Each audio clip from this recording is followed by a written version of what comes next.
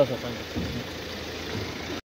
जिल्हा बँकेच्या माध्यमातून ड्रॅगन फ्रूटच्या संदर्भाने काही आणि आता एक आपल्या भागामध्ये चांगल्या पीक पद्धतीला लोक जात आहेत, प्रयोगशील शेतकरी पुढे येत आहेत. मग रेशीम शेती असेल तर ड्रॅगन फ्रूटसारखी एक फळ जे आता बाजारात आलेलं आहे की शेतकऱ्यांना त्याचे 4 पैसे चांगले मिळतात आणि शेतकरी काही पुढाकार घेत आहेत. आणि लातूर जिल्हा मध्यवर्ती बँकेने नेहमीच हा धोरण ठेवलेला आहे की जर काही शेतकरी नवीन करू पाहत आहेत, त्याच्यातून 4 पैसे शेतकऱ्यांना चांगले मिळत असतील, जे सुशिक्षित तरुण आहेत, जे शेतीच्या ह्याच्या कामामध्ये येत आहेत, त्यांनी तो पुढाकार घेतला. आणि लातूर जिल्हा मध्यवर्ती बँकेने लोकांची मागणी लक्षात ठेवून की आपल्या भागातल्या भौगोलिक परिस्थितीला हे फळ चांगल्या पद्धतीने येऊ शकतं, कमी पाण्यावर येणारं फळ आहे आणि ह्याची किंमत बाजारामध्ये जास्त असल्यामुळे कमी क्षेत्रामध्ये जास्त उत्पन्न देणारं हे फळ शेतकऱ्यांसाठी ठरतं आहे.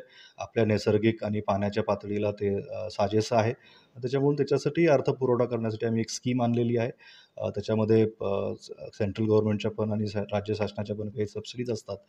त्याचाही लाभ लोकांना होणार आहे आणि ती हॉर्टिकल्चरच्या माध्यमातून, फळबाग शेतीच्या माध्यमातून लोकं एक प्रयोग करतील आणि त्याचा फायदा घेण्यासाठी लातूर जिल्हा मध्यवर्ती बँक पुढे आलेली आहे. आणि ती आम्ही एक स्कीम लॉन्च केलेली आहे की त्याचाही पतपुरवठा त्या माध्यमातून होईल.